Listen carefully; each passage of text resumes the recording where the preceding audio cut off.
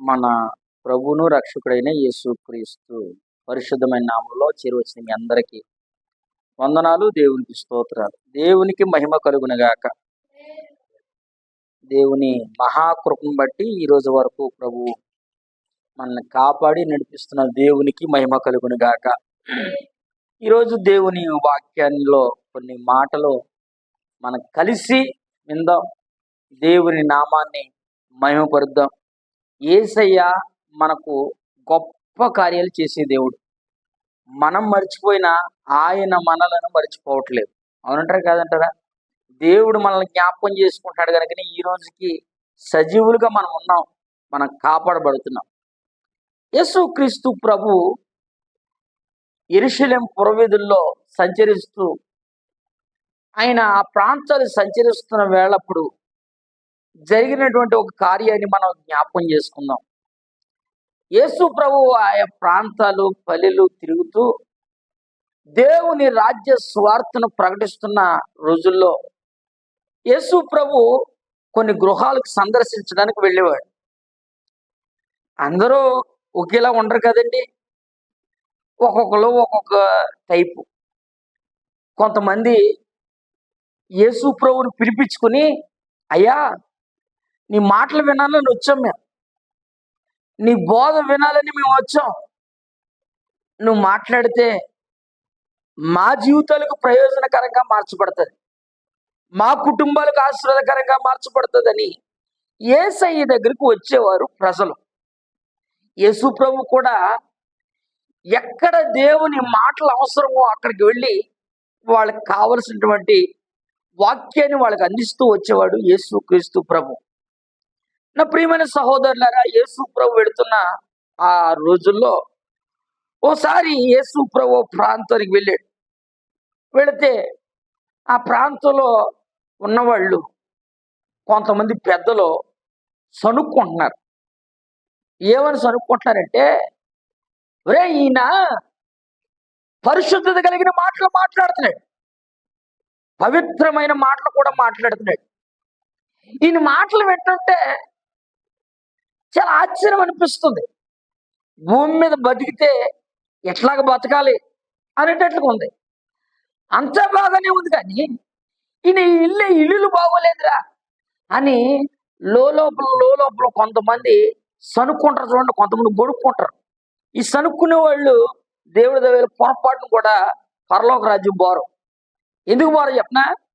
వీడు అయ్యో నేనెందుకు ఆ పరిశుద్ధిలా జీవించలేకపోతున్నాను, నేనెందుకు ఆ పవిత్రమైన బతి చేయలేకపోతున్నాను, నేనెందుకు అట్లా పరిశుద్ధుడిగా మార్చబడలేకపోతున్నాను, అటువంటి నీతి కలిగిన మార్గంలో నడిపించబడలేకపోతున్నాను అని అనుకోకపోగా తన వ్యక్తిగతంగా ఉన్న స్వభావాన్ని మరిచి రకరకాలుగా మాట్లాడుకున్న వాళ్ళు భూమి మీద ఆ రోజును ఉన్నారు, ఈ రోజును కూడా ఉన్నారు.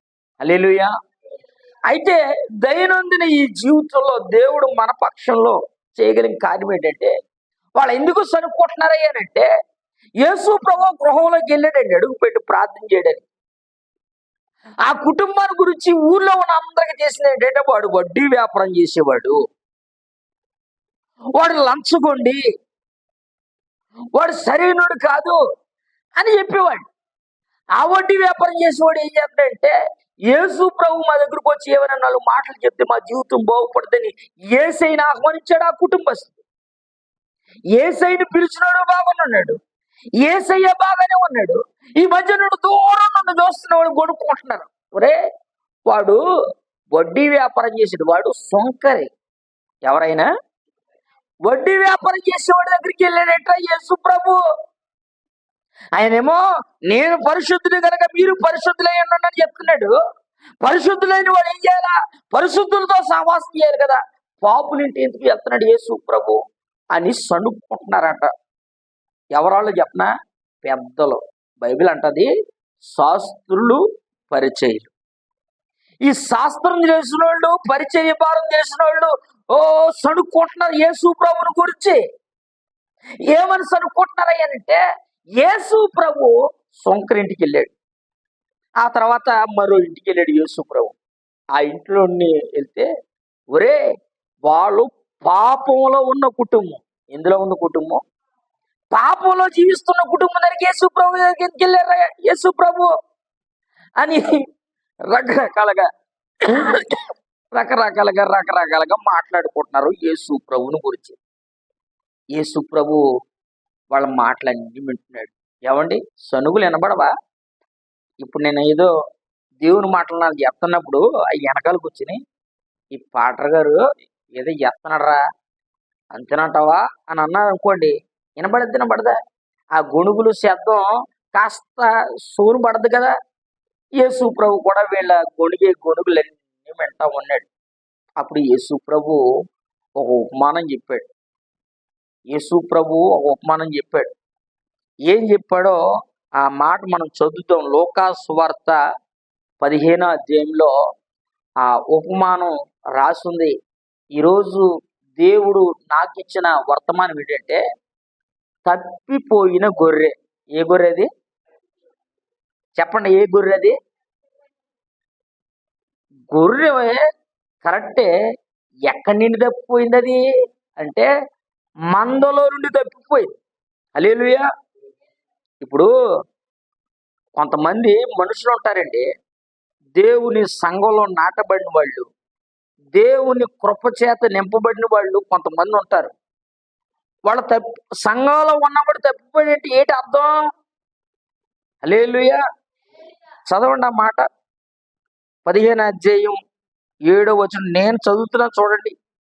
అటువలే మారు మనస్సు అక్కరలేని 99 మంది నీతిమంతుల విషయమై కలుగు సంతోషము కంటే మారు మనస్సు పొందు ఒక్క పాపి విషయమై పరలోకమందు ఎక్కువ సంతోషం కలుగును. హల్లెలూయా.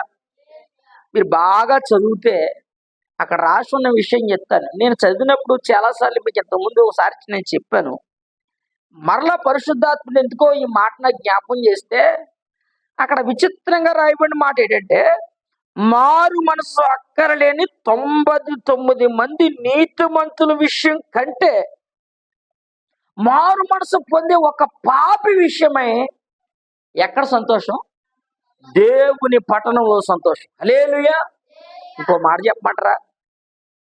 నాలాంటి ఏ సేవకుడికైనా, నాలాంటి ఏ దైవజనుడికైనా, నాలాంటి ఏ స్వార్థికుడికైనా సంతోషం ఎప్పుడో చెప్పనా? ప్రార్థన ప్రారంభించిన తర్వాత దేవుని మందిరానికి వచ్చే వాళ్ళందరినీ దేవుడు గమనిస్తాడు, నిలబడిన దైవజనుడు కూడా గమనిస్తాడు. అనంటారు కాదంటారా? సమయానికి వచ్చి ప్రార్థన చేసుకుని అప్పుడప్పుడు ఆ పాస్టర్ గారి దగ్గరికి వచ్చి లేకపోతే ఫోన్ చేసి అన్నా ఇది పరిస్థితి ప్రార్థన చేయండి అని ఒక విశ్వాసం అందనుకోండి, ఎట్లా ఉంటుంది చెప్పండి? గడిచిన 4 రోజులుగా ఒక ఆయన ఫోన్ చేస్తున్నాడు, ఏమండి నాకు ఒంట్లో బాగాలేదండి ప్రార్థన చేయండి అన్నాడు. పాప ఆయన ఫోన్ చేసిన డ్రైవింగ్ చేస్తున్నా అన్న, నేను డ్రైవింగ్లో ఉన్నాను, నేను చేస్తాను అన్నాను, నేను మర్చిపోయాను. ఆయన మరలా చేశాడు, ఆయన మళ్ళీ చేసిన మళ్ళీ డ్రైవింగ్లో ఉన్నాడు. మరలా చేసినాడు, కోటలో కూర్చున్న స్టేజ్ దగ్గర కూర్చున్న పాస్ గారు ఎదుగుండా. పాపం ఈయన ఫోన్ చేస్తున్నాడు, నాకు ఎవరో తెలదో. ఎవరయ్యానంటే తెలంగాణ ఉంటాడట. అయ్యారు మీ వాక్యాలు డైలీ పెట్టి వాగ్దానాలు నేను చూస్తున్నాను అయ్యారు, నా కోసం చిన్న ప్రార్థన చేయండి, ఒంట్లో బాధ కిడ్నీలు కంప్లైంట్ నాకుంది, చిన్న ప్రార్థన చేయగలండి అయ్యారు, ఎందుకు నాకు ప్రేరేపణ వచ్చింది, మీరు ప్రార్థన చేయండి అయ్యారు అన్నాడు. రాత్రి 11 గంటలకి సస్యం మేర కారు పక్కన పెట్టి రాత్రి వస్తుంటే ఏజెన్సీ నుంచి ఆపి ప్రార్థన చేశారు. ఇట్లాంటి వాళ్ళు 4 ఉన్నారు అనుకోండి. ఆ ఆసక్తి ఎప్పుడొస్తుందో చెప్పనా? నువ్వు దేవుణ్ణి ఎందు సంతోషించే వ్యక్తి అయితే. హల్లెలూయా. దేవుని తోటలో ఉండవలసినటువంటి ఏమండి ఈ 99 కంటే ఆ ఒక్క వ్యక్తి ఎందుకు తప్పిపోయాడు, ఎలా తప్పిపోయాడు అనేది వాక్యంలోంచి కొన్ని మాటలు మనం ఈ రోజున విందాం. హల్లెలూయా. అక్కడ యేసు ప్రభు చెప్పిన ఉపమానం ఏంటంటే, ఒక యజమాని ఉన్నాడు, తనకు 100 గొర్రెలు ఉన్నాయి. 100 గొర్రెలు ఉంటే 100 గొర్రెల్లో అరణ్యంలో మేపుతున్నాడు. ఎక్కడెక్కడ? అరణ్యం అంటే ఏమీ లేని చోట మందను మేపుతున్నాడు. అరణ్యము, అడవిలో మేపుతూ ఉంటే ఓ గొర్రె తప్పిపోయింది. తప్పిపోయిన ఈ గొర్రె కోసం ఈ 99 మందిని విడిచిపెట్టి ఆ గొర్రె కోసం వెతుక్కుంటా పోయాడు. ఆ డొంకలో ఉందేమో, ఈ డొంకలో ఉందేమో, అక్కడ ఉందేమో, ఇక్కడ ఉందేమో వెళ్తున్నాడు. మన భాషలో చెప్పనా, ఈ తప్పిపోయిన గొర్రె ఎక్కడికి పోయిందిరా అని అంటే, అసలు గొర్రెల కాపరి ఉండగా ఈ గొర్రె ఎందుకు తప్పిపోయింది అని అంటే, ఓ మాట చదవని చెప్తాను. మత్తయి సువార్త 11వ అధ్యాయం రండి ఒకసారి. మత్తయి సువార్త 11వ అధ్యాయం 20 నుంచి 22 వరకు ఒకసారి చదవని చెప్తాను. మత్తయి సువార్త 11 చదవమ్మా. అమ్మా చేసినో చదవండి.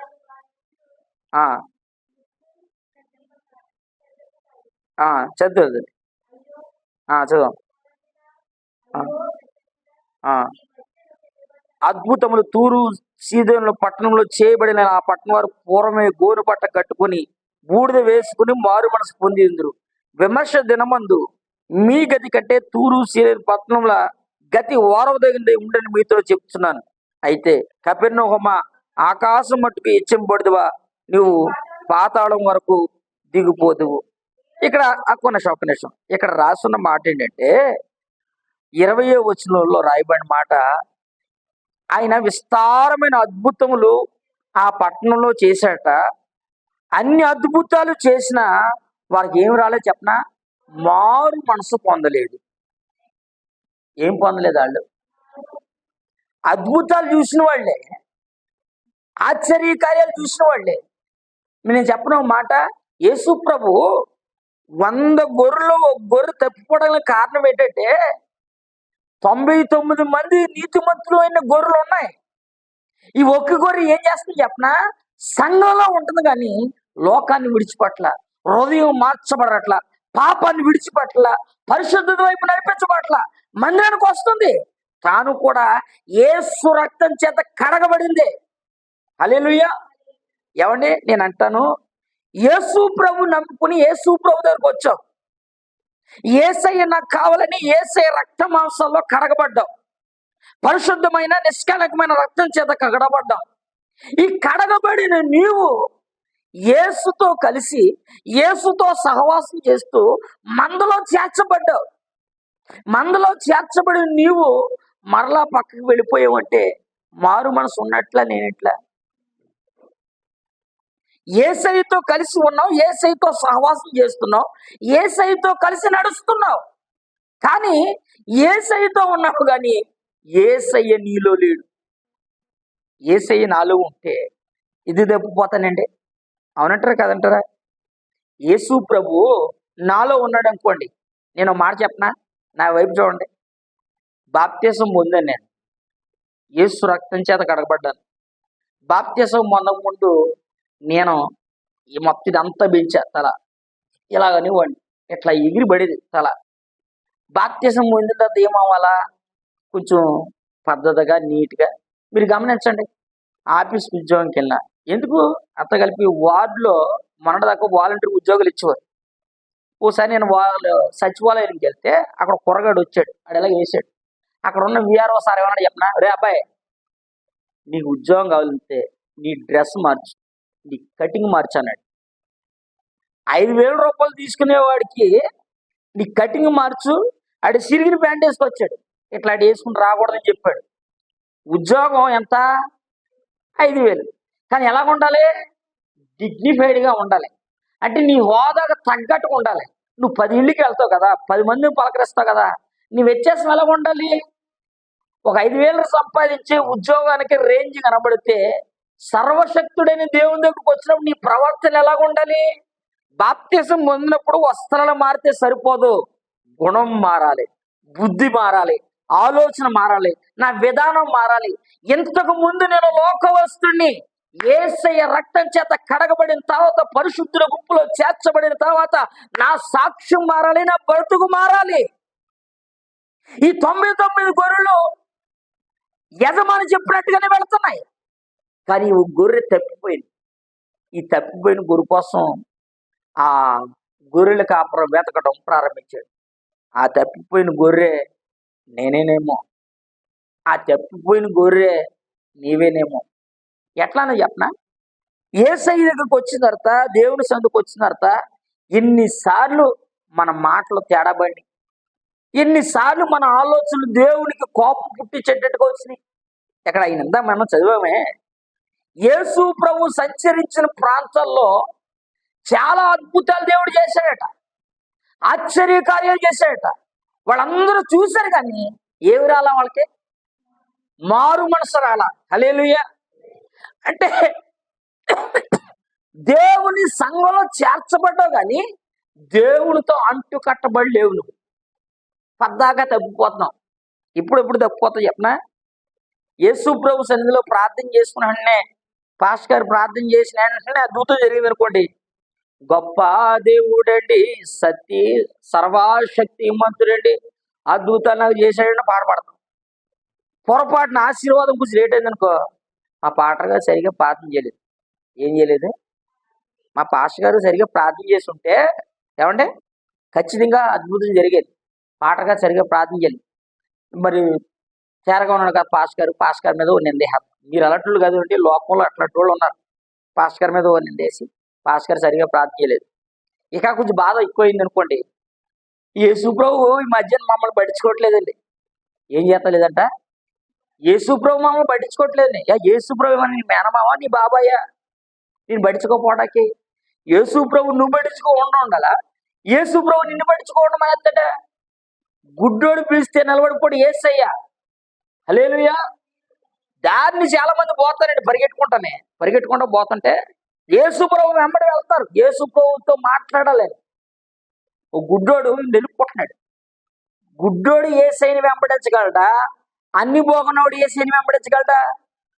కన్నులు ఉంటేనే కదా యేసయ్యని చూడగలం. ఈ కన్నులే నేను అంటాడు, బాబు గొడవేటి. గొడవ అంటే అటురా. యేసు ప్రభు వారు తన ప్రయాణం వెళ్ళిపోతున్నాడు.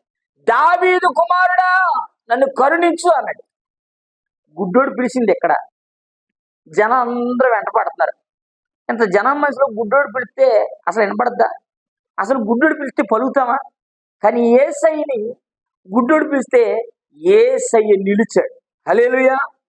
ఒక గుడ్డివాడికి స్పందించిన దేవుడు నీకు నాకు స్పందించడా?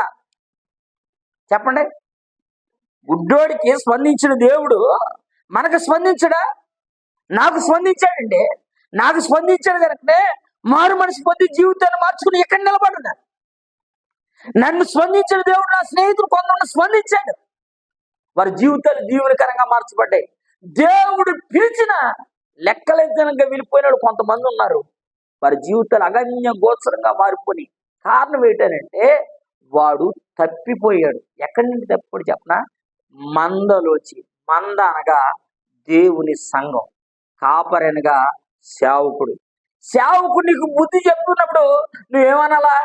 ఇదిగో పాస్టర్ గారు పద్దక ఇదే పనిగా, ఏ పని లేదు ఆయనకి, పాస్టర్ ఉద్యోగంగా ఆయన ఎంతో పొద్దున్నే లేచి వచ్చేస్తాడు. మేమేం చేయాలా?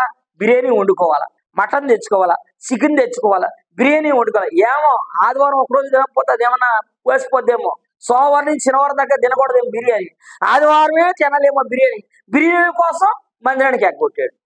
ఏమండి మీరు అన్నోళ్ళు కాదనుకోండి, చెప్తున్నా లోకంలో జరిగే సామెత, లోకంలో జరిగేది ఇది. నేను అంటాను, దేవుడు నీ పక్షాన్ని నువ్వు నిలబడితే నిన్ను బట్టి పరలోకం సంతోషించాలి. హల్లెలూయా. ఇంకో సంగతి చెప్పనా? పరలోకంలో ఎప్పుడు సంతోషం కలుగుతుంది? ఒక పాపి మారు మనసు పొందే సంతోషం కలుగుతుంది. ఇంకో మాట చెప్పనా?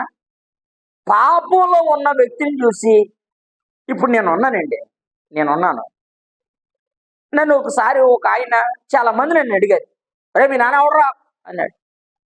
అప్పుడు నేను చిన్న పిల్లడు, ఏమని చెప్పను, మా నాన్న చూడలా. మా నాన్న కోసం మా చిన్నమ్మోళ్ళు మా పెద్దమ్మోడు చెప్పేవాడు, మీ నాన్న తాగుపోతాడురా, ఎక్కడ పడితే అక్కడ తాగి పడిపోతుంటాడు అని చెప్పారు. అప్పుడు ఏమని చెప్తాను? మా నాన్న తాగుపోతాడండి, పడిపోయాడండి అని చెప్పగలనా? పిల్లోడు చిన్నోడైనా ఆ బుద్ధిని బట్టి కళ్ళంట నీళ్లు తప్ప ఎట్టొస్తుందండి. అలాగే నీవు దేవుని సందుకు వచ్చిన నువ్వు నీతిమంతుడు అని నువ్వు తెలియాలి అని అంటే నిన్ను గురించిన సాక్ష్యం వెదజల్లబడాలి కదా. నువ్వు తప్పిపోయావా లేక మందులో చేర్చబడ్డావు అనే సంగతిని నీ అంతరాత్మ చెప్తుంటది. నేను పరిశుద్ధున్నా కాదనే సంగతి నా అంతరంగం చెప్తుంది. నా అంతరంగం బాగోపోతే ఇగో సడుక్కుంటారు, ఒరే వీడు మందిరానికి పెడతాడు కానీ వీడు బుద్ధి బాగోలేదేటండి అని. ఒక వ్యక్తిని గురించి నేను చెప్పగలను. బైబిల్ గ్రంథంలో కొర్నేలి అనే ఒక వ్యక్తి ఉన్నాడు. ఆ వ్యక్తి ఎట్లాంటి వాడు అంటే దాన ధర్మాలు చేసేవాడట. ఆయన శతాధిపతి, అధికారి. ఈ అధికారి ఆ కుటుంబంలో ఎవరు కనబడిన ధర్మం అని వచ్చినా, ధర్మం చేయడం విషయంలో కానీ దానం చేయడం విషయం కానీ వెనకంజి వేసేవాడు కదట. ఉన్న కాడికి వాళ్ళందరినీ గౌరవించేవాడు. అట్లాంటి ఆయనకి ఒకసారి దేవుడు దర్శనం ఇచ్చి తనకు ఒక ఆశ ఉంది. ఏం ఆశ చెప్పనా? దేవాది దేవుణ్ణి గణపరచాలి, నన్ను సృజించిన దేవుణ్ణి నేను తెలుసుకోవాలని ఆశ ఉంటే చదవండి ఆ మాట. అపోస్తుల కార్యాల గ్రంథం 10వ అధ్యాయం, అపోస్తుల కార్యాల గ్రంథం 10వ అధ్యాయం 44. అపోస్తుల కార్యాల గ్రంథం 10వ అధ్యాయం 44 వచనం. పేతురు ఈ మాటలు ఇంకా చెప్పుచుండగా అతని బోధ విన్నవారందరూ, ఇప్పుడు 48 వచనం, యేసుక్రీస్తు నామమున వారు బాప్తిసం పొందవలని వారు ఆజ్ఞాపించను. చాలండి. మీరు ఆ 10వ అధ్యాయం 23 నుంచి 48 వరకు, అంటే సమయం లేదు కదా చదువుతలేదు, ఆ వచనాలు మీరు చదువుకుంటే అక్కడ రాసింది ఏంటంటే, ఇతని దాన ధర్మాలను చూసి ఇతనికి ఒక ఆశ కలిగింది. సర్వశక్తి కలిగిన దేవుణ్ణి నేను చూడాలి అని అనుకున్నాడు. అతని మాట వినాలి. మీరు పైన మనం చూస్తే 10వ వచనం ప్రారంభంలో కొర్నేలి అనే భక్తిపరుడు ఒకడు కైసరియా ప్రాంతంలో ఉన్నాడు. అతను ఎలాంటి వాడు అంటే ప్రార్థన చేసేవాడు, భయభక్తులు కలిగి జీవించేవాడు, దాన ధర్మం చేయడంలో వెనకంజి వేసేవాడు కాదు. ఎంత ఆస్తి కలిగినాడో రాలేదు కానీ ఇవన్నీ ఉన్నాయి. ఇతనిలో ఉన్న మంచి క్వాలిటీ చెప్పనా, దేవుడు దర్శించి బాబు ఫలానా ఊళ్ళో పాస్టర్ గారు ఉన్నాడు, ఆ పాస్టర్ గారిని పిలిపించుకో అంటే పాస్టర్ గారిని పిలిపించుకున్నాడు. పిలిపించినప్పుడు ఏం చేయాలా? మామూలుగా మనం ఏం చేస్తాం చెప్పనా, పాస్టర్ గారు పిలిచినప్పుడు మనం పాస్టర్ గారిని పిలుస్తాం కానీ పాస్టర్ గారు వచ్చిన దానికి మనం రెడీగా ఉంటాం. మనకు బిజీ ఎక్కువ. యేసు ప్రభు ఒకసారి మీకు ఒక మాట చెప్తాను. ఒకడు అనుకున్నాడంట, నాగలాటోడు అనుకున్నాడంట, యేసు ప్రభా మా ఇంటికి ఒకసారి రావా, నువ్వు నీ భోజనం పెడతాను అన్నాడంట నాగలాటోడు. నాకు ఆత్మ ఎక్కువ కదా, సరే యేసు ప్రభు అన్నాడంట, రే అబ్బాయి ఫలానా రోజున నేను మధ్యాహ్నం సరిగ్గా 2 గంటలకు వస్తాను రా, నీకు టైం టేబుల్ అది అన్నాడు. నాకు ఆత్మ ఎక్కువ వచ్చి శుభ్రంగా దమ్ బిర్యానీ వండి మొత్తం మూట కట్టి మూలెట్టాను, పెట్టాడు. యేసుప్రభు వస్తాడో చూస్తున్నాను నేను. యేసుప్రభు లాగానే ఒక అడుక్కుని కూడా వచ్చాడు మా ఇంటికి. ఏమండి ఆకలితో చచ్చిపోతున్నాను, కొంచెం అన్నం పెట్టండి బాబు అన్నాడు. లే, యేసుప్రభు కోసం చేసిన వంట. ఎవరి కోసం? యేసుప్రభు కోసం చేసిన వంట. వెళ్ళిపో అని తవరేశాను. ఆ తర్వాత గుడ్డోడు వచ్చాడు, బాబు ఆకలితో చచ్చిపోతుంది బాబు, అన్నం లేక బాధపడిపోతుంది బాబు, కొద్దిగా ఎట్టండి బాబు అన్నాడు. ఆడికి పెట్టలే. ఆ తర్వాత ఇంచుమించుకు ఒక 4-5 వచ్చారు, ఎవ్వడికి పెట్టలే. 2 కాస్త 3 అయింది, 3 కాస్త 4 అయింది, 4 కాస్త 5 అయింది, 5 కాస్త 6 అయింది, చీకటడిపోతుంది. మరలా వెళ్ళి మోకరించారు. ఏటి యేసు ప్రభు నువ్వు వస్తానన్నావు రాలేదేటి, అది వేడిగా తింటావని మంచి స్పెషల్గా వండించి హాట్ బాక్స్ రేట్ మరి దాచాను, నువ్వు రాలేదేటి యేసు ప్రభు అని అడిగాను. అప్పుడు యేసు ప్రభు అన్నాడు, నేను మీ ఇంటికి 5 సార్లు వచ్చాను. ఎన్నిసార్లు? 5 సార్లు వచ్చాను. 5 సార్లు వచ్చినప్పుడు నువ్వు ఎవరో తెలియదు, నువ్వు మా ఇంటికి 5 సార్లు వచ్చావా? ఎప్పుడు వచ్చావు? ఒరే సరిగ్గా 2 గంటలకు ఒక అడుక్కుని కూడా వచ్చి నేనే, ఒక గుడ్డు ఉండొచ్చు నేనే. అంటే అర్థం ఏంటంటే నువ్వు దేవుని ప్రేమిస్తే ఇతరుల వ్యక్తికి సహకారంగా ఉంటావు. హల్లెలూయా. తోటి పొరుగు వారిని ప్రేమిస్తావు. బైబిల్ అదే కదా వాగ్దానం. ఏంటి వాగ్దానం? నిన్ను వలే నీ పొరుగు వారిని ప్రేమించమనే కదా దేవుని వాక్యం చెప్తుంది. అంటే యేసు ప్రభువుడు సింహాసనం వేసి నీ దగ్గరకు వస్తే నీ దమ్ బిర్యానీ ఆయనకి ఏం లేనట్టు, ఆయన ఏం వండుకోవడం రానట్టు, సర్వ సృష్టిని నోటి మాట సృజించిన దేవునికి ఏం పెట్టగలిగాడు మనం? యోవేలు ప్రవక్త అంటాడు, అయ్యా భూమి ఆకాశం అన్ని నీయేనైనా, నేను నీకు ఒకవేళ ఏదైనా ఇచ్చినా ఏం ఇవ్వగలను? సమస్తం సృజించినోడికి ఏమిత్తం చెప్పండి. ఆయన ఏమడుగుతాడు చెప్పనా? నీ ఆస్తి పాస్తుని దేవుడు అడగట్లా, నీ ఐశ్వర్యాన్ని దేవుడు అడగట్లా, నీకున్న బంగారాన్ని తీసుకొచ్చి దేవునికి అప్పించమట్లా, నీ హృదయం దేనికి? హల్లెలూయా. ఈ హృదయాన్ని యేసయ్యకి ఇచ్చావనుకోండి, యేసయ్యకి ఎప్పుడైతే నువ్వు ఆ హృదయాన్ని ఇచ్చావో ఆయన నీ హృదయంలో ఉంటాడు. అదే మారు మనసు. హృదయంలో యేసయ్యకు చోటు ఉందనుకోండి, పాపానికి చోటు ఉంటుందా? యేసయ్యకు హృదయంలో చోటు ఉందనుకోండి, లోకానికి చోటు ఉంటుందా? యేసయ్య హృదయంలో చోటు ఉందనుకోండి, ధనాపేక్ష వైపు నీ చోటు ఉంటుందా? నేను ఎప్పుడు చెప్తాను కదా, లాజరుకు ఆస్తి కంటే యేసయ్యని ఎక్కువ ప్రేమించాడు. ఆస్తి కంటే యేసయ్యని ఎక్కువ ప్రేమిస్తే ఆస్తిని తృణప్రాయంగా విడిచిపెట్టాడు. మరొక ధనవంతుడు వచ్చాడు, యేసు కొరకు ఆస్తిని విడిచిపెట్టలేకపోయాడు. హల్లెలూయా. వీళ్ళిద్దరిలో ఎవరు మారు మనసు పొందిన వాళ్ళు? జక్కయ్యని గురించి రాస్తుంది, ఇతడును అబ్రహాము కుమారుడే. ఈ ధనవంతుల కోసం రాస్తుంది, మిగులు ఆస్తి కలిగిన వాడు గనక వ్యసన పడుతూ వెళ్ళిపోయాను. ఎక్కడికి వెళ్ళిపోయావు? మరలా లోకంలోకి వెళ్ళిపోయాడు. లోకం నుంచి వచ్చిన జక్కయ్య ఏమో యేసయ్యని సంపాదించుకున్నాడు. డబ్బులోంచి వచ్చిన ఆయన మరలా డబ్బులు కాపాడుకోవడం కోసం బాధపడుతూ వెళ్ళిపోయాడు. సువార్త ఏంటంటే, తప్పిపోయిన మలనను వెతికాడు. ఆయన డబ్బు అడ్డంగా ఉండి వెళ్ళిపోయాడు. మరి నువ్వు యేసయ్య దేవుని కొరకు విడిచిపెడుతున్నావు? యేసయ్య నీతో ఉన్నాడా? మారు మనసు పొందావా? నీ వల్ల పరలోకం సంతోషించగలుగుతుందా? పరలోకం దాకా సర్వసంగతి, నిన్ను బట్టి నీ కుటుంబం సంతోషించగలుగుతుందా? నేను అప్పుడు యేసు ప్రభు నమ్ముకున్నానండి. ఎక్కడికైనా వెళ్ళినప్పుడు నన్ను ఎవరన్నా అడిగారు అనుకోండి, బాయ్ నువ్వెవరో ఏం చేస్తావు అని అడిగారు అనుకోండి, అప్పుడు ఏం చెప్పాలా? అయ్యా నేను పాస్టర్ గారు, నేను చెప్పాలి.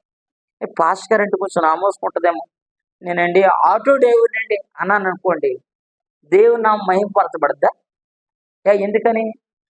నేను చేసి ఉద్యోగం పెట్టి సేవకుని వాడు ఏమని అనుకోని, మనం ఎవరమే?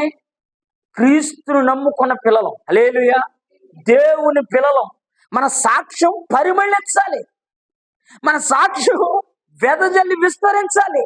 నేను ఇక్కడ నిలబడినప్పుడు, ఇప్పుడు నువ్వు ఉన్నావు తల్లి, అన్న ఉన్నారు, ఏదో పని చేస్తూ ఉంటాం మనం, మన డ్రైవింగ్ పను, మన పొట్టకూడు కోసం ఏదో పనులు వెళ్తాం, తప్పని నేను అంటలా. వెళ్ళినప్పుడు నిన్ను అడుగుతారు. ఎప్పుడు అడుగుతారు చెప్పనా? నిన్న కాక మొన్న ఏదో పండగ వస్తే మా ఇంటికి మా పక్కింటి వాళ్ళు ఆ బూర్లు, గారెలు, లడ్లు అన్ని పట్టుకొచ్చి ఇచ్చారు. నేను మా ఆవిడకి మా అబ్బాయికి చెప్పాను గౌరవంగా, ఎవరు పెట్టినా పొరపాటును కూడా అవి నువ్వు ముట్టకూడదు. దేవుడు అన్ని ఇస్తున్నాడు, భోజనం ఇస్తున్నాడు. వారంలో 1-2 సార్లు జాయిగా కక్క ముక్క లాయిగా వేసేస్తుంది దేవుడి దేవాలు. ఏమమ్మా?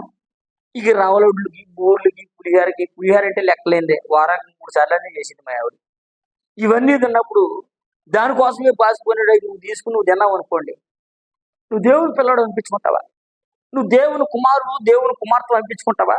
వాళ్ళు అంటారు, ఏమండే మా ఇంటి పక్కన ఒక పెద్దవాడు ఉండేది, వాళ్ళ బాగా బతికి వెళ్ళినాడు. వాళ్ళు అనేవారు అంటే, బాబు తిన్నైనా అని తీసుకొచ్చేవారు. నేను ఆ గాడికిలా ఉండేవాడిని. అప్పుడు నాకు బతి తెలియదు, ఏమీ తెలియదు. వాళ్ళు ఎవడమే ఆలస్యం పుల్లగా బలిగా ఉన్నారు, పులిహార తినేసి రవ్వలొడ్డు తినేసి మా అమ్మమ్మకి మా తాతయ్య కూడా ఉండకుండా వేసేసేవాడిని. ఎప్పుడు? యేసయ్యని ఎరగక మునుపు. ఇప్పుడు నా దగ్గరికి అదేంటది పులిహార అంటే బాగా ఇష్టం అండి, మంచి కమ్మగా నెయ్యి వేసి వాసన వస్తుందండి, తీసుకొచ్చి పెట్టారు. అబ్బా ప్రభువా నువ్వు భలే ఇచ్చావునైనా, నన్నే ప్రేమించి యేసు రక్తమే దోషం తొలగించిన ఆయన తినేయాలని అనుకోండి, అప్పుడు ఆయన ఏమనుకుంటాడు? ఈయన పాస్టర్ గారే కానీ, యేసు ప్రభువుని నమ్ముకున్నాడే కానీ ఇతరులు ఏం లేదు, యేసయ్య మార్గం లేదు. ఒకసారి ఒక ఆవిడ నన్ను అడిగింది, ఏమని అడిగిందంటే, ఏడు పూజ చేయలేదు ఇచ్చానండి. నేను తినండి యా అన్నారా, మీరు తింటారంట కదా, మా ఇంటి పక్క కూడా చెప్పారు ఎందుకే తెచ్చాం అందావిడ. తింటానండి, నేను తిన్నాను, మా ఇంట్లో చేసుకుంటా. వేపు పచ్చడే మా ఇంట్లో చేసుకుంటా. ఇప్పుడు ఆ రోజే చేసుకోలేం లేదు కదా, ఆ తర్వాతనే చేసుకోవచ్చు, ఆ తర్వాతనే చేసుకోవచ్చు, ఎప్పుడైనా చేసుకోవచ్చు కదా. ఇంట్లో చేసి తింటాం. ఇక బాగా సరదా వచ్చింది అనుకోండి, ఏపాకు పూలే కూర్చుని నోట్లు వేసి నవ్వుతాం. ఎందుకని? మన కడుపులో ఉన్న బలహీనత పోవడం కోసం నవ్వుతాం. అదే రోజు తినాలని ఏం లేదు కదా, ఆ పచ్చడే తినాలని రూల్ లేదు కదా. అంటే నేను చెప్పాలనుకున్న మాట అంటే, నువ్వు మారు మనసు పొందితే లోకానికి వేరే జీవిస్తావు. హల్లెలూయా. ఈ గొర్రె తప్పిపోవడం గల కారణం ఏంటంటే, మందులో ఉంది కానీ లోకాన్ని విడిచిపెట్టల. ఇంకో మాటలో చెప్పాలంటే, సొదొమ గుమొర్రాని లోతు ఆంటీ ఎలాగైతే లోతు భార్య ఎలాగైతే విడిచిపెట్టకుండా ఉండిపోయిందో, కొంతమంది అట్లాగే యేసయ్య దగ్గరకు వస్తున్నారు కానీ లోకాన్ని విడిచిపెట్టలేకపోతున్నారు. పరిశుద్ధతను తాకట్టు పెడేస్తున్నారు. యేసు ప్రభువును మాట చెప్పాలంటే అమ్మేస్తున్నారు. ఇక్కడ అంటాడు, ఈ కొర్నేలి ఇంటికి తన బంధువుల్ని స్నేహితులందరినీ తీసుకొచ్చాడు. బంధువులందరినీ తీసుకొచ్చాడు, కూర్చోబెడితే బంధువులందరూ చక్కగా వచ్చారు. వస్తే ఆ పేతురు గారు వాక్యం విన్న తర్వాత, అక్కడ మీకు రాసి ఉంది, చదవండి. 44 ప్రారంభించండి ఒకసారి. 10:44. పేతురు ఈ మాటలు ఇంకనూ చెప్పుచుండగా అతని బోధ విన్న వారందరూ, హల్లెలూయా చెప్పండి ఒకసారి. హల్లెలూయా. వినేసిన తర్వాత వింటుండగానా, విన్న వారందరి మీదకి దేవుని ఆత్మ దిగి వచ్చింది. హల్లెలూయా. పాస్టర్ గారు బోధించిన మాట ఎవరన్నారో ఇప్పుడు మీకు బాగా అర్థమయ్యేలా చెప్తాను. మా అబ్బాయి అన్నాడండి, రేయ్ నువ్వు అర్జెంట్గా వ్యాపారం సెంటర్కి వెళ్ళి పలానా కొట్లో పలానా వస్తువు తేరా అన్నాను అనుకోండి, ఆడవాళ్ళకి సంబంధం లేనట్టుగా అటు ఇటు తిరుగు అనుకుంటూ ఉన్నాడు అనుకోండి, మాట విన్నట్టేనా? ఇంటి ఏం చేస్తాడు? నాన్న మరి అంత దూరం నేను వెళ్ళలేను కాబట్టి లేదా బండో ఏదో టీనా సమాధానం చెప్తాడు. లేదండి ఇంకా భయభద్రులుగా అనుకో, పక్కింటోడు సైకిల్ అంటున్నాడు పరిగెట్టుకుని వెళ్ళి మా నాన్న అమ్మనాడు పోతే తెచ్చేస్తాడు. అవునా కదా? ఇక్కడికి వచ్చిన బంధువులు పేతురు గారు ఏ మాట చెప్తాడా అని చూస్తా వింటా ఉన్నారు. ఆ మాటలు విన్న వాళ్ళందరూ, ఆ బోధ విన్న వాళ్ళందరూ మనసులోకి వెళ్ళిపోయింది. ఏ బోధ?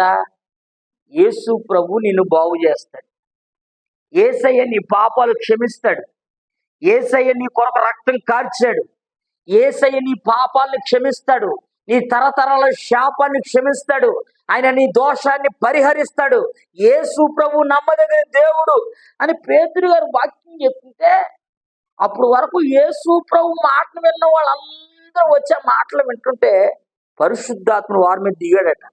హల్లెలూయా. నేను మాట చెప్పనా, ఈ కడవర దినాల్లో నీ భక్తి ఇలా ఉండాలండి. ఎలా ఉండాలి?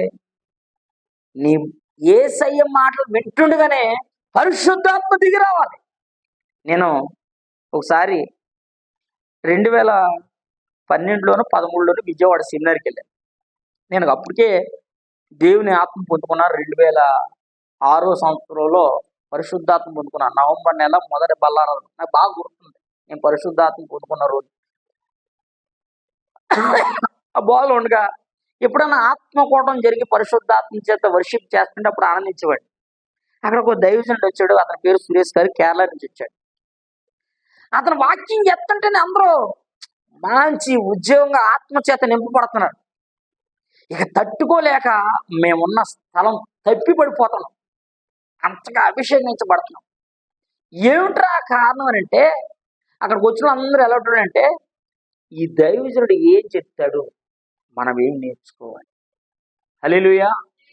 దేవుడు నాతో ఏం మాట్లాడుతున్నాడు, నేను ఏది నేర్చుకోవాలని ఆసక్తితో అడుగుపెట్టిన వాళ్ళు అందరూ, మీరు చెప్తే నమ్మరు, మామూలుగా 1:30 2 గంటలకు చెప్తారు. 11 గంటలకు ఇచ్చారు మైకానికి, మామూలుగా 12:30కో 1 గంటకో బ్రేక్ ఇచ్చిన తర్వాత మధ్యాహ్నం క్లాస్ స్టార్ట్ అవుతుంది. 11:30 నుంచి మధ్యాహ్నం 3:30 వరకు క్లాస్ జరుగుతూనే ఉంది. మరలా వాక్యం స్టార్ట్ చేశాడు, మరలా వర్షిప్ చేశాడు. మరలా వర్షిప్ అంటే పాటలు కట్టేం లేదు. మనం ఏమనుకుంటాం అంటే వర్షిప్ అంటే ఓ దప్పడ బాధేసి, ఓ మ్యూజిక్లు కొట్టేసి, ఓ పరవశించిపోవడం కాదు. నేను అంటాను, పరిశుద్ధాత్మ అంటే మ్యూజిక్ ద్వారా పాడొచ్చు, వద్దని నేను అన్నాను. పరిశుద్ధాత్ముడు నీలోకి రావాలి అంటే నీ హృదయం తెరవబడాలి, నీ హృదయంలో యేసయ్యకి స్థానం ఇవ్వాలి. యేసయ్యను నువ్వు హృదయంలో ప్రతిష్ఠించుకుంటే అప్పుడు ఆత్మదేవుడు వస్తాడు. నాకు విచిత్రమైన సంగతి ఏంటంటే ఈ కొన్నేళ్ళు దేవుడు పుణ్యేని వాళ్ళ కుటుంబం దేవుని నమ్మిందే, ఆ చుట్టుపక్కల ఉన్న అందరూ మరి ఏం చెప్పి పోగేశాడో తెలియదండి. ఇంకో మాట చెప్పమంటారా? ఆ రోజుల్లో ప్రార్థన కంటే ఇంచుమించుగా కుర్రోళ్ళు భక్తి ఉన్న లేకపోయినా ఒక 20 మంది పోయేవాడు. ఇప్పుడు ప్రార్థనకి వెళ్దాం రండి అని అన్నాం అనుకోండి, ప్రార్థనక ఒరే ఇప్పుడే చిన్న పని ఉంది సెంటర్లోకి వెళ్ళి నువ్వు ఇలా వచ్చి నేను అలా వచ్చేస్తాను. మనం ఇలా వెళ్ళిపోతాం కానీ అలా రాడు. అంటే భక్తి ఏమైపోయింది ఈ కరవ దినాల్లో? తగ్గిపోయింది. కొంతమంది భక్తులు అని పిలబడినోళ్ళే. ఒక మాట చెప్పనా, మొన్న ఒకసారి పోలీస్ స్టేషన్కి ఒక కుర్రోడు బండి యాక్షన్ చేస్తే ఫ్రెండ్ వాళ్ళు అక్కడికి వెళ్ళాం. అక్కడ బోర్డు మీద పేర్లు చూశాను, ఫోటోలు. మీరు చెప్తే నమ్మరు, సిగ్గుసేటు చెప్పుకోవడానికి. పైన 6 ఫోటోలు పెట్టారు. నేను అక్కడ ఆయన్ని అడిగాను, కానిస్టేబుల్ గారు ఎవరు ఉంటారు కదా పెద్ద అయినా, ఆయన అడిగాను ఏమండి ఆ పైన ఇట్టారేంటి ఏ ఫోటోలు అన్నింటిలో అంటే వీళ్ళ సీనియర్ దొంగలు, వీళ్ళ జూనియర్ దొంగలు. ఆహా, ఆ కింద ఇంకా ఉన్నాయి, అవి 25 ఫోటోలు ఉన్నాయి. వాళ్ళతో మొత్తం కేటగిరీలు, రౌడీల్లో కూడా కేటగిరీలు ఉన్నాయి. నేను ఆయన ఎందుకు అడిగానంటే పైన 6 పేర్లు 2 పేర్లు ఉన్నాయి. ఓ పేరేమో జోసఫ్ రాజ్, ఓ పేరేమో యేసుబాబు. 6 ఫోటోలు దొంగల ఫోటోలు వేసి దాంట్లో 2 ఫోటోలు జోసఫ్, ఒకటి యేసుబాబు రాసింది. గుండు జల్లు మంది కింద కూడా ఇంకా చూడలే.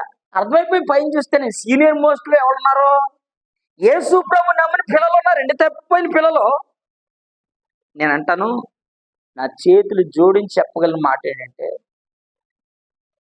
నిన్ను బట్టి నీ పిల్లల భవిష్యత్తు బాగుండాలంటే నేను కరెక్ట్గా ఉండాలి. నా పిల్లలు, నా తల్లిదండ్రులు, నా అన్నదమ్ములు, నా అక్క చెల్లెళ్ళు బాగుండాలంటే పరిశుద్ధత నాకు వస్త్రంగా మారిపోవాలి. తెల్ల బట్టలు వేసుకోవడం పరిశుద్ధత కాదు, దేవుణ్ణి కలిగి దేవుణ్ణి ధరించుకుని ఉండడం పరిశుద్ధత. హృదయంలో యేసు ప్రభు లేకపోతే ఏమండి, నేను లెనిన్ కాటన్ ఏమండి 3000 4000 డ్రెస్ ఉంది, అది వేసుకున్న వేస్ట్ అండి.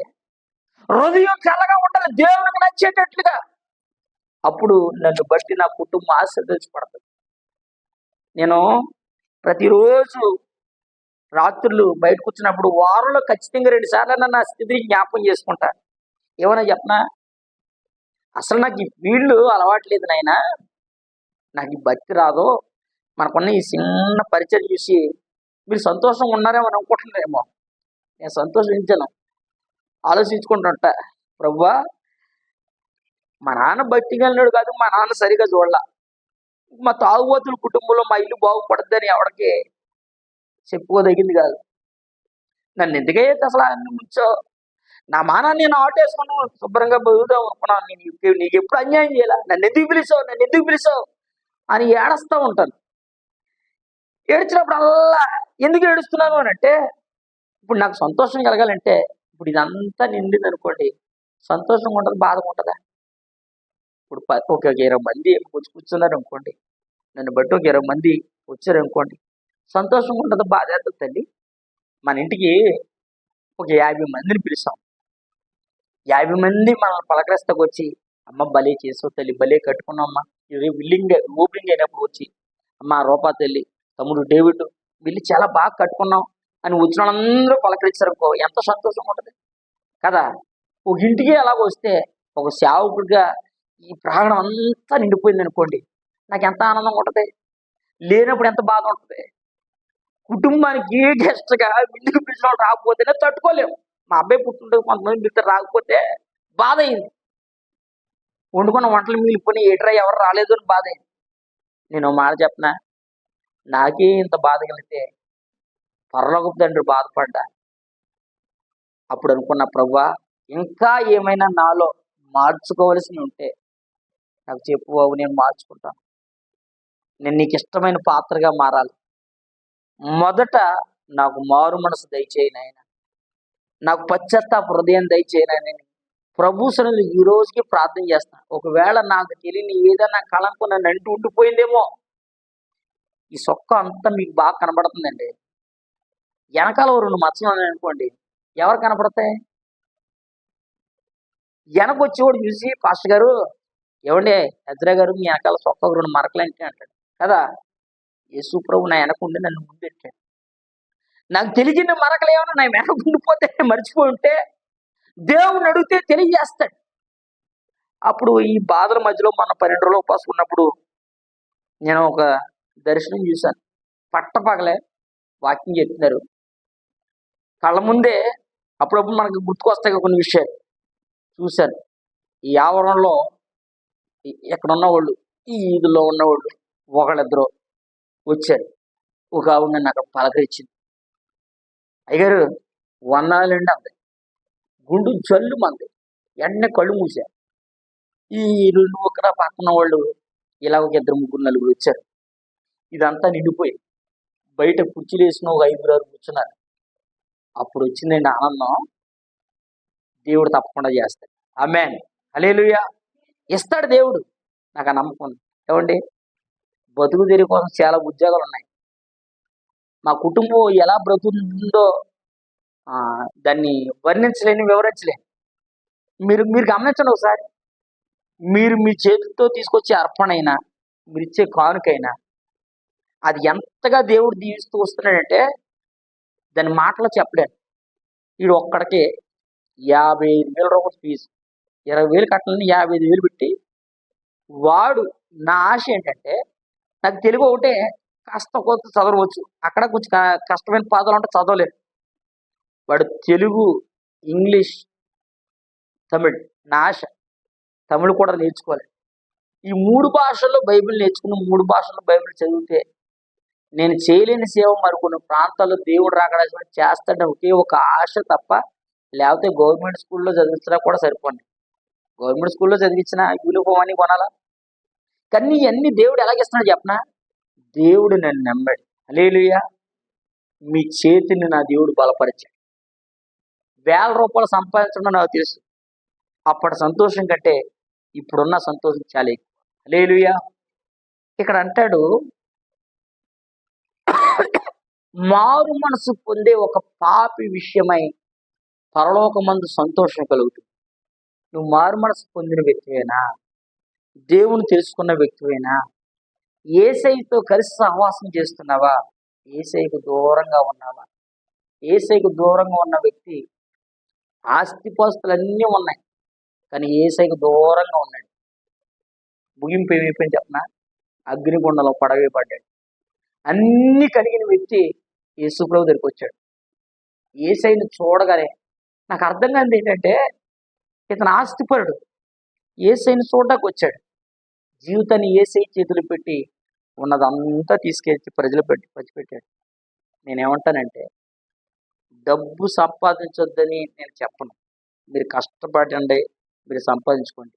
అదే సమయంలో దేవునికి మీకు ఇవ్వవలసిన స్థానాన్ని మాత్రం మర్చిపోకు. చివరిగా ఒక మాట మీకు జ్ఞాపకం చేస్తాను.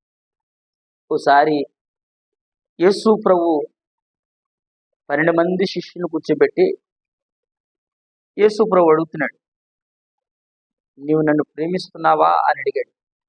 అతను, అయ్యా నేను నిన్ను ప్రేమిస్తున్నాను అన్నాడు.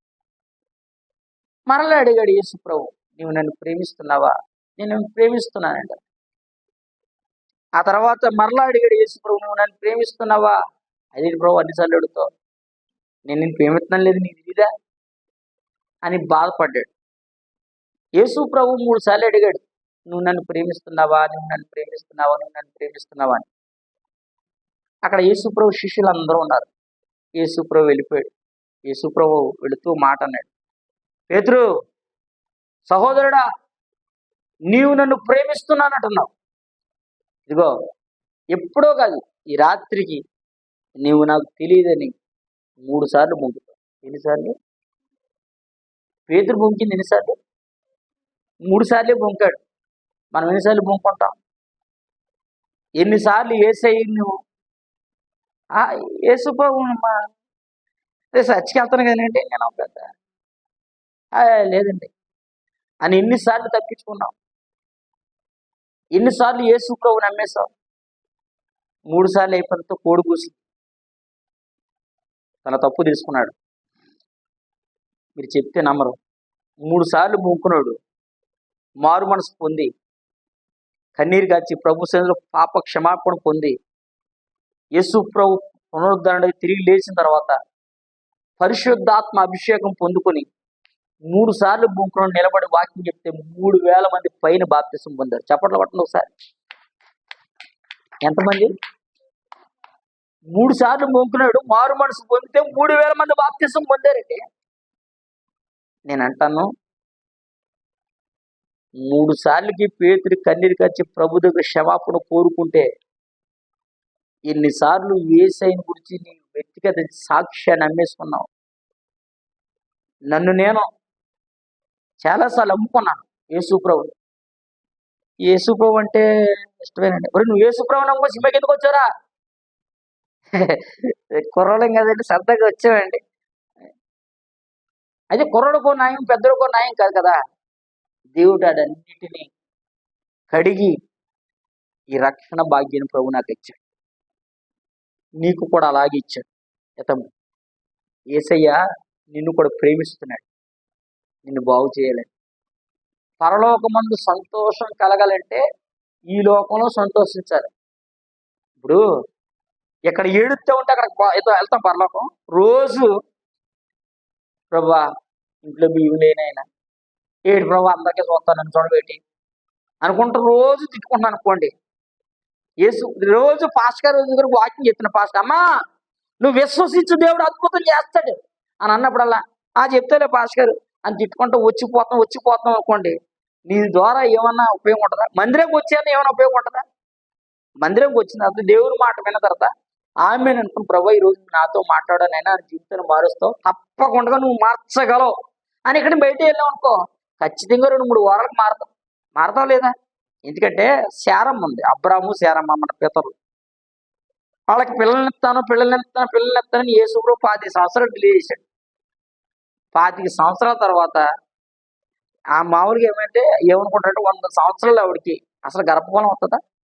స్త్రీ ధర్మం బైబిల్లో రాసిన స్త్రీ ధర్మం నిలిచిపోయినప్పుడు అద్భుతం జరిగింది శారమ్మ జీవితంలో.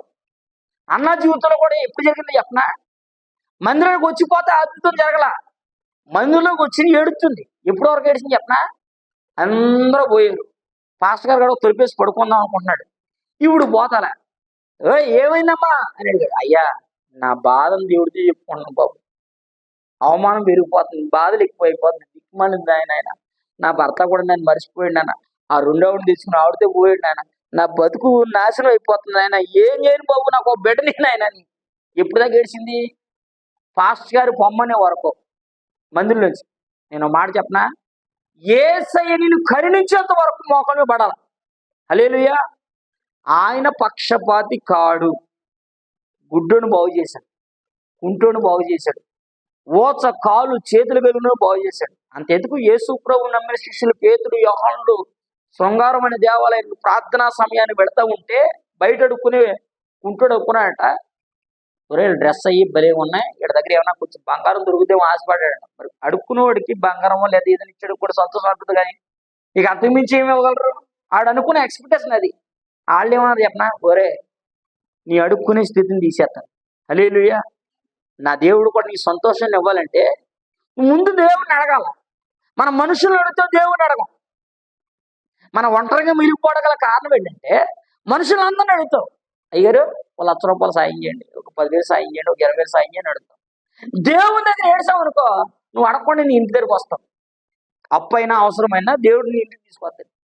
ఈ గుంటోడు అనుకున్నాడు ఇక మన జీవితం ఏమండి ఏమైనా సాయం చేయమంటే ఆడేమన్నా చెప్పినా, వెండి బంగారం మా దగ్గర లేదు, మా దగ్గర ఒకటి ఉంది అది చెప్తాం. పాపం దానికంటే కాస్ట్ ఏమనుకోండి పాపం వాడు.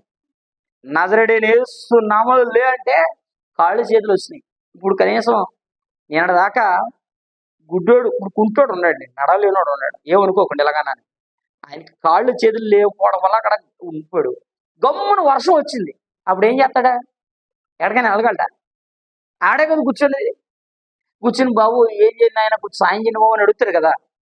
ఆయన ఆ స్థితిలో ఉండగా ఎన్నిసార్లు బాధపడి ఉంటాడో. వెంటనే ఏం చేసేదన్నా, పేతురు యోహానంతో దేవాలయంలోకి వెళ్ళి దేవుని స్తుతిస్తున్నాడు.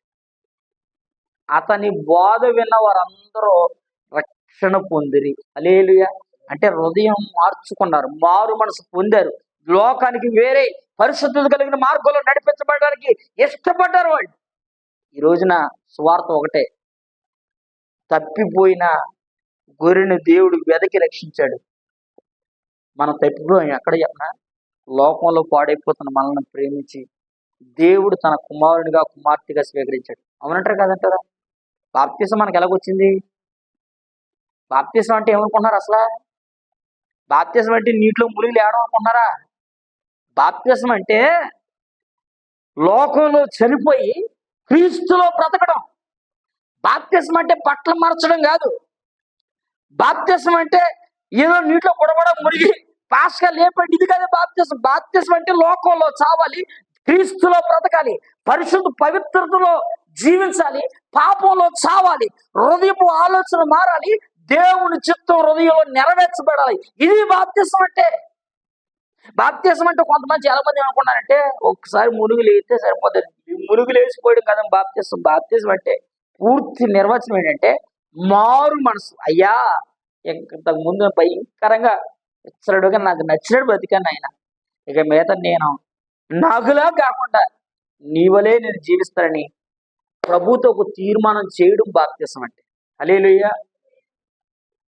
ఆ కొర్నేలు ఇంటికి చాలా మంది ప్రజలు వచ్చారు. పేతురు బోధ విన్న వాళ్ళందరూ పరిశుద్ధాత్మ పొందారు, బాప్తిసం పొందారు. నాకు ఆ మాట గుర్తొచ్చి మొదటి రైలు మా అబ్బాయి మీద వేశారు. ఆశ ఉండాలి కదండి, ఆశ లేని దేవుడు కూడా ఆశీర్వదించారు కదా. మా అబ్బాయిని నా ఆశ ఏంటంటే వాడు ముందు పరిశుద్ధాత్మ పొందుకోవాలి, తర్వాత బాప్తిసం పొందాలి. హల్లెలూయా. నా దేవుడు చేస్తాడు. ఆమె చెప్పు. అంటే మన దేవుడు గొప్ప కార్యాలు చేస్తాడు. ఎప్పుడు? నీ ఆలోచన విధానం ఉంటుంది. ఆయన ఎలా కార్యం చేస్తాడు, ఎలా దీవిస్తాడు అనే సంగతిని మనల్ని బట్టి ఉంటుంది. ఇప్పుడు నేను రోజు ప్రార్థన చేసి రోజు ప్రభు సన్నిధిలో కనిపెడుతున్నాను కనుక తప్పక ఏదో ఒక రోజున నా దేవుడు నా ప్రార్థన వింటాడు, నాకు గొప్ప కార్యాలు చేస్తాడు. నాకు చేసిన దేవుడు మీకు చేయడా? చాలా సార్లు ఏడిచి ప్రార్థన చేస్తే చిన్న గుడిసె ఎడితే ఇంకెంత పెద్ద మందిరం ఇచ్చాడు దేవుడు. గుడిసెగా అడిగితే మందిరం ఇచ్చాడు. మీరు అడిగితే ఇవ్వడా? అన్న అడిగితే ఇవ్వడా? తప్పకుండా ఇస్తాడు. ఆయన ఇవ్వాలంటే రెండు పనులు జరగాలి. ఒకటి, నీ హృదయం మార్చబడాలి, నువ్వు దేవుని సన్నిధిలో కన్నీరు కాల్చాలి. అన్న హృదయం మార్చుకుని దేవుని సన్నిధిలో ఏడ్చింది, ప్రతిఫలం పొందుకుని. ఈ రోజున నీవు నేను కూడా దేవుని కోరుకునేటట్లుగా, ఎవరు తప్పిపోయినాడు చెప్పనా? మనమే తప్పిపోయాం. లోకంలో తప్పిపోయిన మనల్ని దేవుడు క్షమించాడు. పేతురు ముమ్మారు బొంకాడు, 3 సార్లు బొంకి పశ్చాత్తాపడ్డాడు. దేవుడు తను నిలబెట్టాక 3000 మందికి ఆశీర్వాదకరంగా మార్చబడ్డాడు. మనం బాగుపడిన తర్వాత 3000 మంది వద్దు, కనీసం 3 న్యాయంగా బతుకుతారు. ఎవరు 3? బయట వాళ్ళు వద్దులేండి. భార్య అనుకోండి, భర్త, పిల్లలు, లేకపోతే అత్త, మామయ్య, వీళ్ళ 3 నీ ప్రవర్తన ద్వారా మందిరానికి రావాలి. బైబిల్లో రాసిన సామెత గ్రంథంలో భార్య తన నడవడికని బట్టి భర్తకు ఉపదేశం చెప్పకుండానే భర్త వెనకాల వచ్చేస్తాడు. భార్య ప్రవర్తన బట్టి భర్త వచ్చేస్తాడు. అంటే నా ప్రవర్తన బాగుంటే నా వాళ్ళు చెప్పకుండానే దేవుని మందిరంకి వస్తారు. మా నిర్మలా, నువ్వు నిన్నదాకానే ఇలా ఉండేదేను, అమ్మో నీ భక్తి నీ ప్రార్థన స్థాయి మారింది, నేను కూడా వస్తానమ్మా నీతో ప్రార్థన అని అనాల. హల్లెలూయా. నన్ను చూసిన వాళ్ళు, ఒరే నువ్వు ఇంతకుముందు అలాగ ఉన్నావు, ఇప్పుడు ఎలా ఉన్నావు ఎట్రా అన్నారు అనుకోండి, ఎవడన్నా పలకత్తా అది చెప్పనా? మా అమ్మకి చెప్తారు, మీ అబ్బాయి కొంచెం తేడా ఉన్నాడు. మా అమ్మ కూడా చెప్తాను, ఈ మధ్య చిన్న రిక్వెస్ట్ చెప్తారు, పలానా ఆవిడకి ఇంట్లో పోయి ప్రార్థన చేయమని. వాళ్ళ ఫ్రెండ్స్, మా అమ్మ వాళ్ళ ఫ్రెండ్స్, వాళ్ళ సంఘం నాకు బాగా తెలిసింది, నేను అక్కడే పుట్టి పెరిగాను. నాకు రిక్వెస్ట్ రాశారు, మా పిల్ల కొరకు ప్రార్థన చేయి, మా అబ్బాయికి పెళ్ళి వాళ్ళు ప్రార్థన చేయి, చిన్న మనవరాలకి పెళ్ళి వాళ్ళు ప్రార్థన చేయి, ఆ పెద్ద వదిలికి ప్రార్థన చేయి. నేనంటే కిట్నాలు కూడా ఉత్తరం రాసి వాట్సాప్లో మెసేజ్ పెడతారు, మా పిల్లల కోసం కొంచెం ప్రార్థన చేయాలి, కొంచెం వాళ్ళు మంచి ప్రయోజకులు అవ్వడం సరిగా ఉండలేదు బాబు, ప్రార్థన చేయాలి. అంటే మన సాక్ష్యం మారితే మనకు ఆటోమేటిక్గా సాక్ష్యాలు వస్తాయి. హల్లెలూయా. పోయిన వారం ఒకసారి అన్న జ్ఞాపం చేశాను, అన్న మన దగ్గరికి ఎవరైనా బాగోలేదంటే ఒక్క ఫోన్ చేసి నాకు ఇచ్చే నెంబర్, నేను వెళ్ళి యుద్ధం చేస్తాను, నేను వెళ్ళి ప్రార్థన చేస్తాను, నా దేవుడు యుద్ధం చేస్తాను. ఆ ప్రతిఫలం ఎవరికి ఉంటుంది? మా ఇంటికి రూపాయి వెళ్ళి దేవుడు తమ్ముడు వచ్చాడండి. వచ్చి పాస్టర్ గారు మిమ్మల్ని ప్రేమించి తెచ్చామండి అని ఇచ్చారు. తినేసి నేను మర్చిపోయినా, దేవుడు మర్చిపోవడం. అవునంటారా కాదంటారా? నాకు ఒకడు కానుక పంపించాడు 3000. 3000 కానుక పంపించాడు. ఈ మందిరం సగం గోడలు అయిన తర్వాత మందిరం కడుతున్నానండి, నాకు స్నేహితుడు ఉంటాడు, 3000 కానుక పంపించాడు. ఆడు 20,000 చేసేవాడు. ఆడు నన్ను ఏమన్నాడంటే, నేనే సొంతంగా కొంచెం కాంట్రాక్ట్ పనులు అవి తీసుకోవాలనుకుంటున్నా, అలా చేస్తే నాకు ఒక 50,000-60,000 వస్తాయి, పిల్లల్ని చూసుకోవచ్చు. ఇప్పుడు 25,000-30,000 వస్తున్నారా, సరిపోవట్లేదు, ప్రార్థన చేసి నా కానుక ఇస్తాను అని 3,000 పంపించాడు. నాకు కానుక ఇచ్చిన నెలకి ఒక బిల్డింగ్ కాంట్రాక్ట్ ఒప్పుకున్నాడు. ఆ బిల్డింగ్లో 1,00,000 ఉంది. ఇప్పుడు 4-5 బిల్డింగ్ చేస్తున్నాడు. ఈ స్లాబ్ టైంకి మరలా ఫోన్ చేసి ఒక 5,000 పంపించాడు. దేవుడు నువ్వు ఏమని ప్రార్థన చేసావో తెలియదు కానీ చాలా నుంచి అనుకుంటున్నా నాకు వేయలేదు. నాకు దేవుడు జ్ఞాపకం చేసుకోవాలి. 2-3 కాంట్రాక్ట్లు వచ్చాయి. చిన్న చిన్న బాత్రూమ్లు లేదా చిన్న చిన్న గోడలు ప్లాస్టింగ్ చేశాను. అలాంటి కొత్త బిల్డింగ్ 2 బిల్డింగ్ స్టార్ట్ చేశాను. 5,000 కానుక పంపించాడు స్లాబ్. ఎవరు నమ్మదగినోడు? దేవుని మాట విని నేనెవరో తెలుసుకుని దేవుని తీసుకొచ్చి ఇచ్చాడండి. చర్చికి వెళ్ళేవాడు కాదు. ఆడు ఆటో తోలుతాడు, వాడు వేరే. నన్ను మందిరం కడుతున్నాను తెలిసి నువ్వు మందిరం కడతావా, నిజమేనా, నిజంగా సేవకుడు అయ్యేవా అన్నాడు. నువ్వు నిజంగా అయ్యేవాటి నాకు ఏం తెస్తుంది, ఒకసారి రారాను. ఆడు ఇక్కడ రాలే కానీ వాడు తెలిసి ఉండేవరే పలానా రవికుమార్ గారు సేవ చేస్తున్నాడు అంటే, అవును రావు కోరుకుండా సేవ చేస్తున్నాడు, ఫేస్బుక్లో యూట్యూబ్లో ఆడి మాటని ఇంకా దేవుడి మాటలు చెప్తాను. మొన్న నా క్లాస్ పీకాడు డిమార్ట్ దగ్గర కనపడి అంటే ఆడు నాకు ఫోన్ చేసి 3,000 చేరు మందిరం దిద్దాను కట్టుకోరా అన్నాడు. నా కోసం చిన్న ప్రార్థన చేయరు అన్నాడు. ఆడు చిన్న ప్రార్థన చేస్తే 2 కాంట్రాక్టులతో స్లాబ్ వేశాడు. తర్వాత ఇంటికి వెళ్ళి ప్రార్థన చేశాను. అంటే నేను ఏమంటానంటే, నువ్వు దేవుని ప్రేమిస్తే కానుక కాదు, నీ హృదయం ఏసైకిస్తే నీ పక్కింటో నిన్ను చూస్తారు. మొన్నదాకా కొంచెం ఇంట్లో ఈ గొడవలు గందరగోళం ఏటి పరిస్థితి అని అడుగుతారు అడగరా? ప్రశాంతంగా ఉన్నాం అనుకోండి, అన్నీ మనం అనుకున్నా ఇన్ని జరిగిపోతున్నాయి అనుకోండి, అడుగుతారు అడగరా? మీకోసం ఖచ్చితంగా మా ఇంట్లో కుటుంబారాధన జరుగుతుంది. మీ తమ్ముడు కుటుంబాన్ని, బుల్లి కుటుంబాన్ని, దేవుడని కుటుంబం పొరపాటు మర్చిపో. మా దగ్గరికి వచ్చిన వాళ్ళు అందరి కొరకు ప్రార్థన చేస్తాం. ప్రేయర్ రిక్వెస్ట్ ఇచ్చిన వాళ్ళు అందరి కొరకు ప్రార్థన చేస్తాం. కుటుంబారాధన చేయకుండా కుటుంబంలో భోజనం చేసే పని లేదు మా ఇంట్లో. ఆ ప్రార్థన మీకు కాపుదలు కలుగుతుందని నేను విశ్వసిస్తున్నాను. మీ బలము, మీ శక్తి, మీ టాలెంట్ ఉండొచ్చు. అదే సమయంలో దేవుడు నాకు ఇచ్చిన బాధ్యతగా నేను ఫీల్ అవుతున్నాను. ఇది చేశాను కనుక దేవుడు నన్ను మర్చిపోయి దేవుడు మమ్మల్ని మర్చిపోడు. హల్లెలూయా. యేసయ్య దగ్గర ఉన్న మంచి లక్షణం ఏంటంటే, నీ హృదయాన్ని ఆయనకి ఇచ్చి నీ మనసులో ఉన్న పెద్ద పెద్ద పాపాలే ఉండవు, చిన్నయే.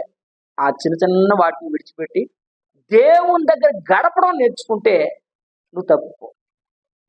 ఒక వ్యక్తి తప్పుపడుతున్నాడంటే కారణం ఏంటంటే, యేసయ్య తనలో లేడు. యేసయ్యతో టచ్ మీ నాట్ అన్న చెప్పు పేతురు అబద్ధం ఆడేశాడు. యేసయ్య దగ్గరకు వచ్చి పరిశుద్ధాత్మ పొందుకొని చూడండి, కొర్నేలి అపోస్తుల కార్యంలో కొర్నేలి కుటుంబంలో వచ్చిన వాళ్ళు అన్ని జనాలు అందరూ మాట విన్న వాళ్ళందరూ పరిశుద్ధాత్మ పొందుకున్నారు. ఆ తర్వాత బాప్తిసం పొందారు. ఆ రోజు చాలా మంది సంఘంలో చేర్చబడ్డారు.